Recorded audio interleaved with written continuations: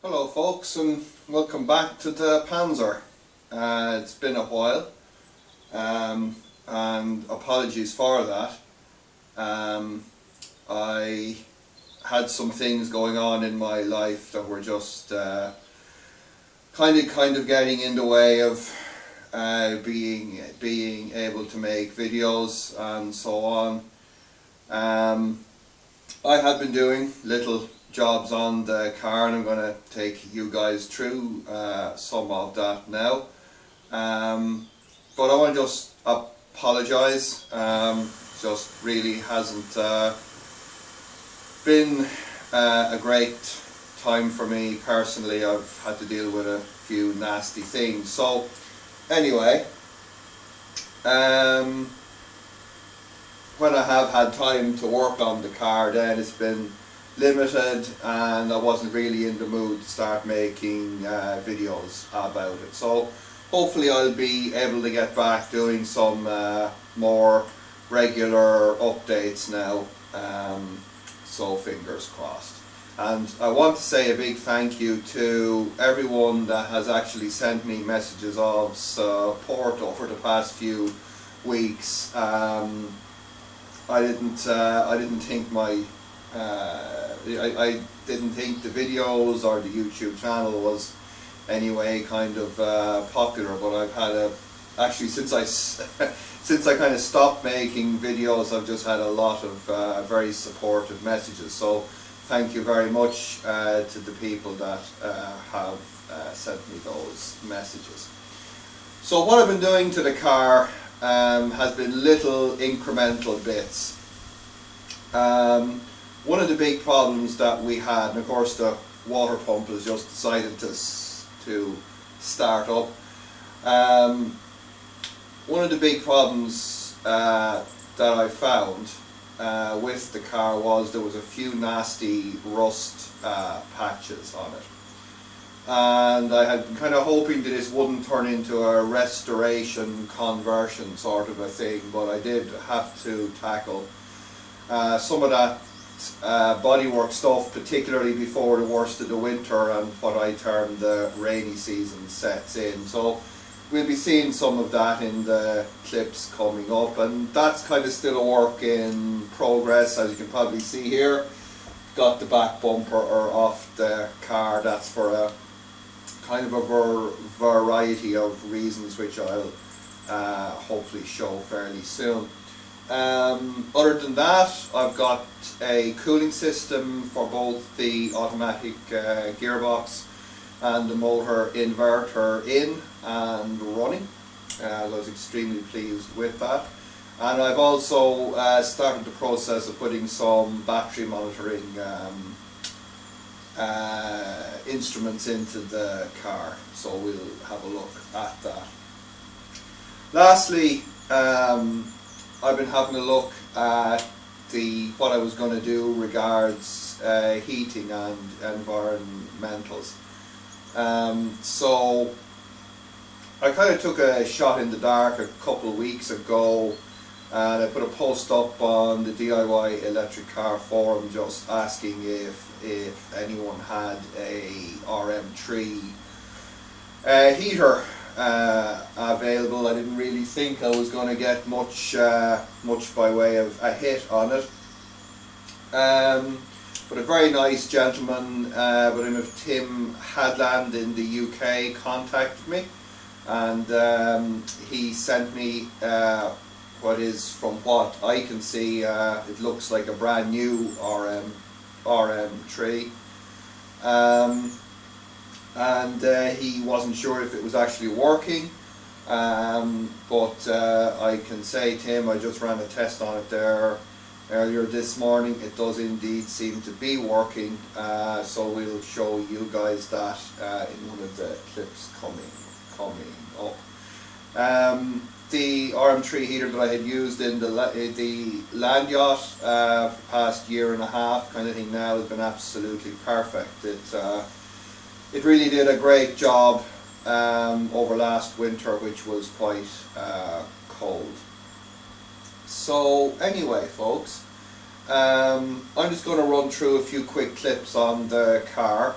And again, apologies for the long absence, and thank you to the people that have, as I say, sent me very supportive messages. And we'll hopefully be back soon with some more regular updates as the project progresses, and I'll also be hopefully getting to look back at our Lexus drivetrain project. That really hasn't moved on since the last video. I just really haven't I haven't had the time.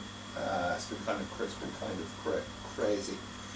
So that's about it. Thank you very much, and we'll be back soon. And don't forget to subscribe, and thanks for watching.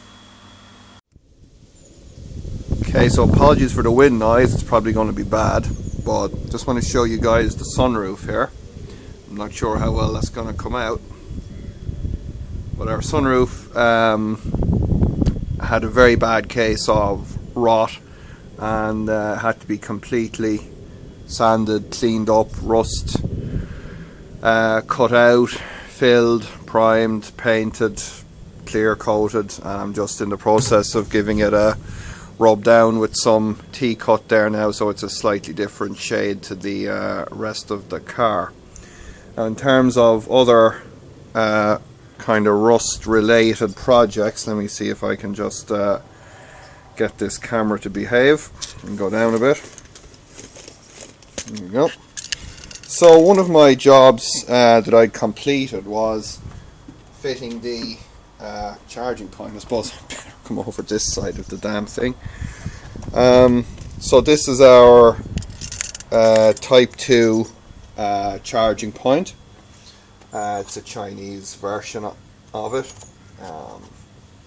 Got a nice twist on cap, and as you can see in there, we have our PP plug present, control pilot, and then 3-phase neutral and earth power pins in here.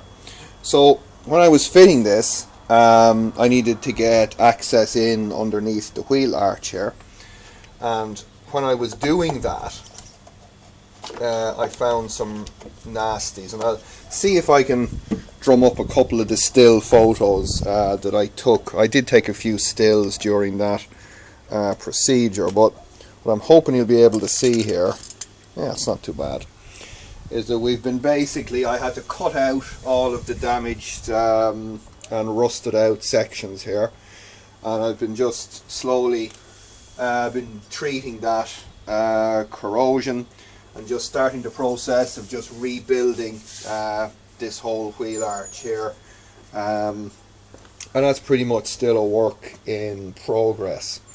I've also got the side skirt off the car here, probably not very visible because that was all badly corroded in there. It was mostly surface rust, so we got that cut out, patched, and under sealed, so that's pretty much done, but I haven't started putting that back in there. Haven't put that back on because I really want to clean it up and get it painted.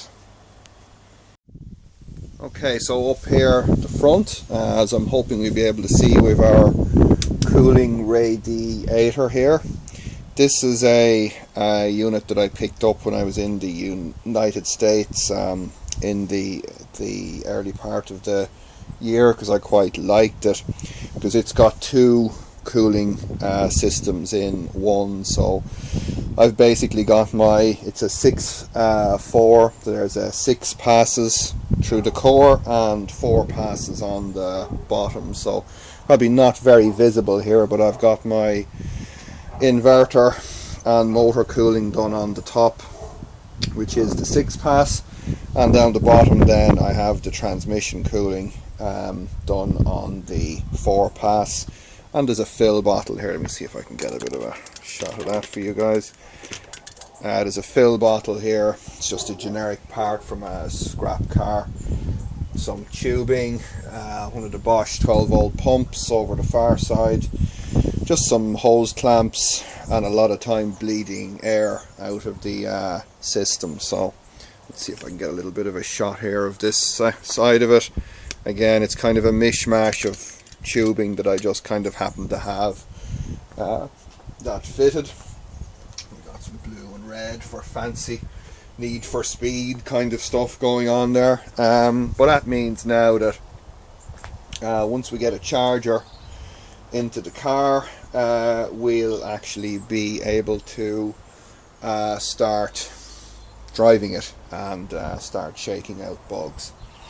So right here is a multi-core cable. I think it's a 12 by 0.75 cable that I pulled in through a grommet in the firewall for some instrumentation. So let's go inside the car and have a very quick look at what we're doing there. Okay, so inside the car, I've kind of taken the simple route here, just to get things on the road. I do have some plans, kind of playing with some Bluetooth modules for battery monitoring, but just to get the car moving, I've just gone for the common JLD 404 amp hour meter. I removed the original multifunction information display thing that was in here. It wasn't really telling me anything that I needed to know practically about the car, with the engine and gearbox kind of doing their own thing. So I just cut a piece of 3mm polycarbonate, and I've got some fixings here. These are just little kind of plasterboard fixings that I'm going to use just to hold this in here. So this is just sitting there at the minute. I've pulled in the cable, and it just kind of sits into the recess quite nicely. I'll kind of paint that black, and it gives me some space here for some switches or dials or controls if I need to do anything else. Alright, I'm just having a look into the boot area here.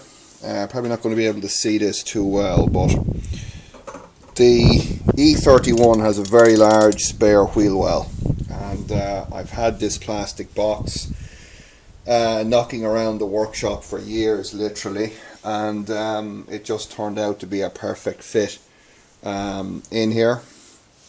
And I've been working on building our charger in there, and I've brought up the 50mm conduit from the front of the car just down here to bring all of the cables from the front and the back of the car.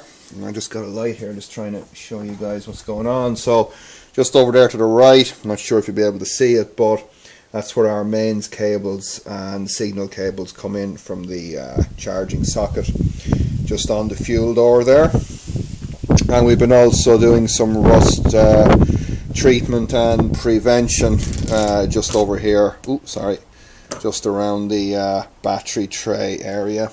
So I will be doing another video on how this charger works. I'm just gonna probably just get it working first, and then I'll be able to walk you guys through it, versus you kind of watching me stumbling aimlessly from one part of it that doesn't work to the next. So that's kind of the boot area of the car, and I'm just kind of prepping it as well. Once I have this charger working, we'll be installing the last part of our battery, just to go in there in the back, which will give us a kind of a hump in the boot. But we will have a functional boot space in this car, which will be a first for one of my conversions.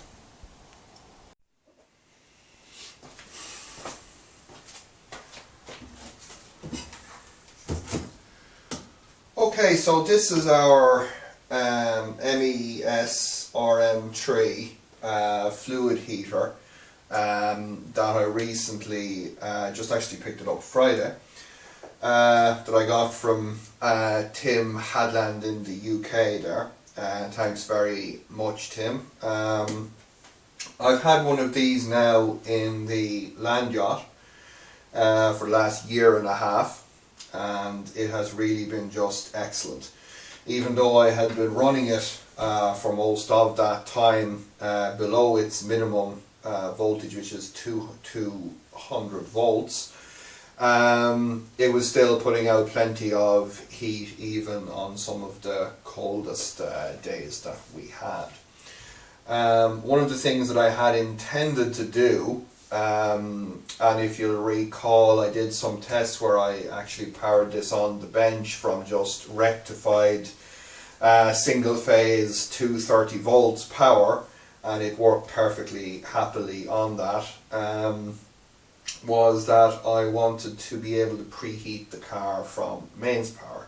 Now, for various reasons that didn't actually happen for me, but on this occasion here, when I'm putting this in the Panzer, that's going to be part of the deal. So that's a nice little bit of an OEM type of a thing that I hope we'll be able to show in this install. But basically these are a very simple device. You've got two 16mm hose tails on here. You put water in, it gets warmed up by elements in here using high voltage battery power through these cables here, and gets sent back out to the heater matrix. So the big advantage here is that it lets you use the existing heater heating system within the car.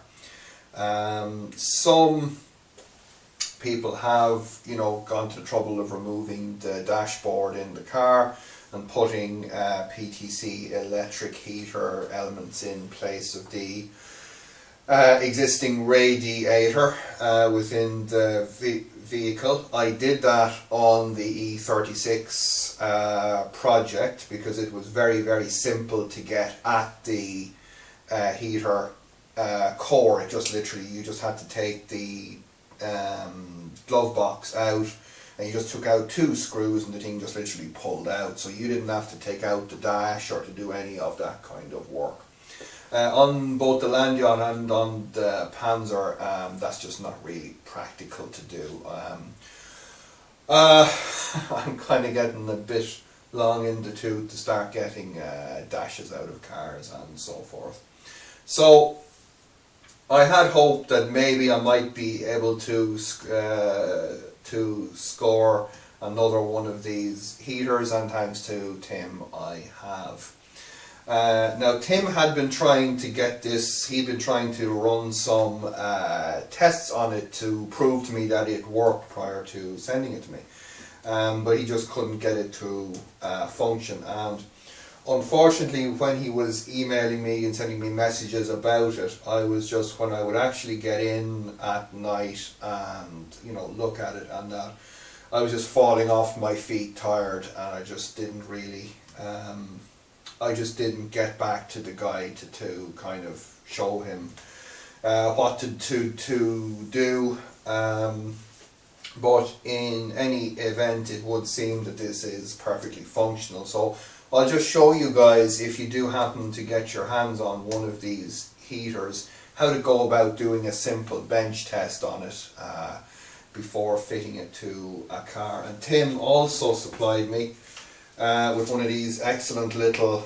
kind of magnetic drive pumps, which will be a perfect match to this guy here for circulating the hot water. And he also sent me connections both for the pump, for the low voltage connections to the heater, and also this connector here for the high voltage to the heater, which as you may recall, the previous one of these that we had, someone had just chopped off the cables here right tight up to that gland, and we had to go making connections on it. I think they'd been stripped out of some failed car enterprise, and someone was trying to make sure that they didn't get used or whatever. So anyway, this heater looks pretty much brand new. There's some markings on the hose tails which would say that they had a hose on them at some point, but it doesn't look like it's it's done much work. So how do these things work? Well, very, very simply. If you look on the front of it here, it says 3000 watts, 200 to 450 volts DC, 70 degrees C. So what that means is that you can apply anything from 200 to 450 volts DC to these cables, and this will basically regulate to 3 kilowatts load and stop heating when the water inside here gets to 70 degrees centigrade. It does that by the means of a heating element that is PWM controlled by an IGBT. So how do we then work, I suppose, over such a wide voltage is that the heater will be designed to produce 3 kilowatts at 200 volts. So if we do some simple maths on that, that would tell us that if we applied 200 volts here, this heater would want to draw 15 amps DC. So if we do some further maths on that, we arrive at a resistance for the heating element at something around 13 ohms. So obviously it wouldn't be a good idea to bench test this at a full high voltage, because you might burn the thing up, or if there was something wrong you could get a pop or a bang or something like that. So, but if we know those parameters, we can do a simple low power test just with a bench power supply, or even if I had a 12 volt battery and a multimeter, I could do the same test. So what we do is, we know from experimentation with these, and particularly in the land yacht, that they will work much below the 200 volts minimum, but below 200 volts you just won't get the full 3 kilowatts from it.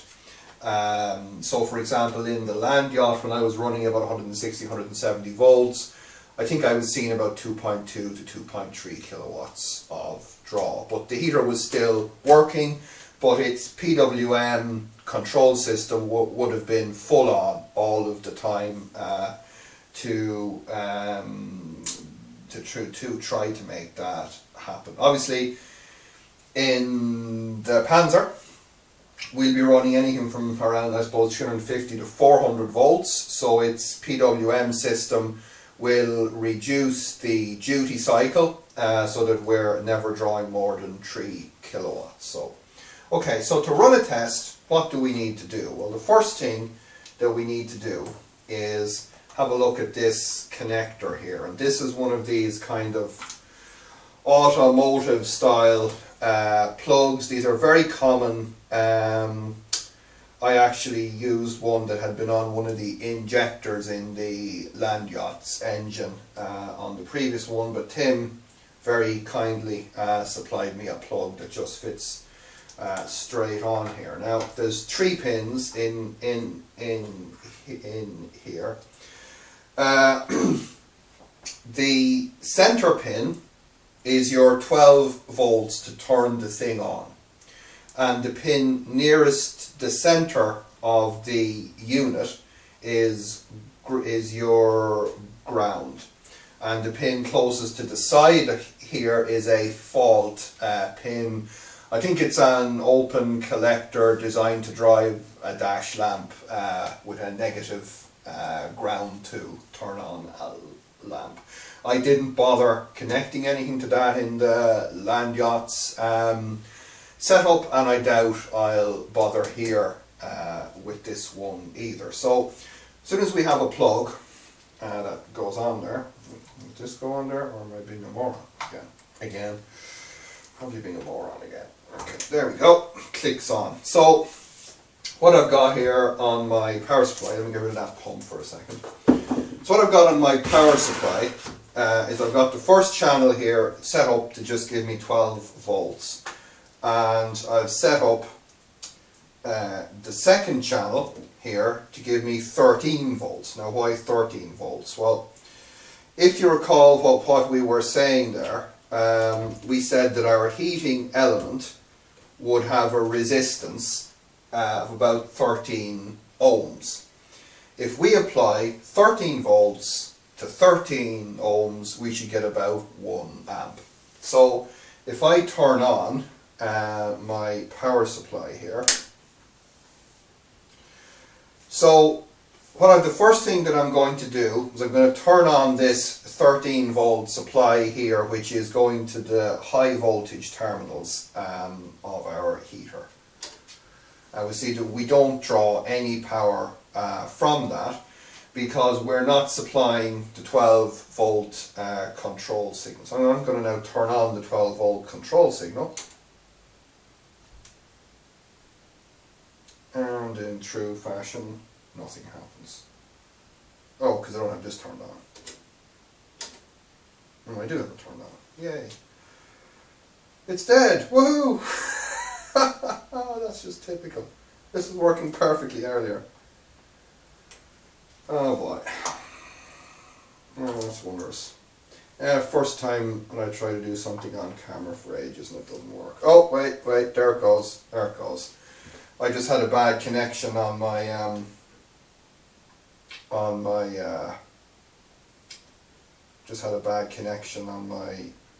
plug there when I plugged the thing back in. So okay, so I'm back now. I got 13 volts on my that's a really bad connection on that, I think. Oh, and a bad connection on there as well. I'm really killing myself today. Okay, so with my supply voltage here, I'm just supplying 13 volts to the control signal. I'm drawing about 1.1 amps from my high voltage supply here. If I turn off my control voltage, 12 volts, the heater stops drawing power. So you need to supply a voltage onto the heater, high voltage terminals, in order to determine whether it's working or not. I think Tim had been just putting a multimeter onto these terminals here, but that wouldn't show you any change because there's an IGBT in there that has a forward voltage that needs to be on there before you can actually get any conduction happening. So again, if I turn on my 12 volt signal, yay, about a second or two later, I get about 1 amp at 13 volts, which is giving me a good indication that my heater works. So pretty soon we'll be getting this guy installed into the car, and we'll go through how we're going to do the kind of mains preheating and so on there with that. So that's about me, folks, and thank you, Tim, for this wonderful heater. That's going to keep me from freezing solid this winter, hopefully. And thanks to everyone, as I said previously, for all the messages of support that you've sent me. And we'll be back soon with some more Panzer mayhem. Keep tuned in.